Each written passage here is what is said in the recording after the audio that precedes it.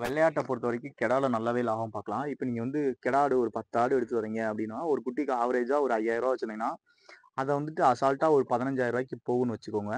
உங்களுக்கு எவ்வளோ அதில ப்ராஃபிட் கிடைக்கும்னா, ரூ. 1,00,000 ப்ராஃபிட் கிடைக்கும். 10 ஆடு நீங்க 5000, 5000க்கு வாங்குனீங்கன்னா, ஒரு 50,000 அந்த ரூ. 50,000 இன்வெஸ்ட்மென்ட் போக நான் சொல்றது 1,00,000 உங்களுக்கு லாபம் கிடைக்கும். அந்த ரூ. 1,00,000 சும்மா ஒண்ணும் கிடைக்காது. அதுக்கு நெறைய ஹார்ட் ஒர்க் பண்ணணும். எப்படி ஹார்ட் ஒர்க் பண்ணணும்னா, அது ஆட்டுக்கு நீங்க தேவையான சாப்பாடு வயித்த நெப்புனா மட்டும் பத்தாது. அது வந்து வளராது. ஸோ அதுக்கான தேவை வந்துட்டு எந்தெந்த செடியில, எந்தெந்த ஃபுட்ஸ்ல வந்துட்டு ஃபைபரு, புரோட்டீன் எங்க அதிகமா இருக்கோ, அந்த மாரி ஃபுட்ட தான் நீங்க வந்து வைக்கணும் அதுக்கு. அப்பதான் அது ஈஸியா கன்சியூம் பண்ணும்.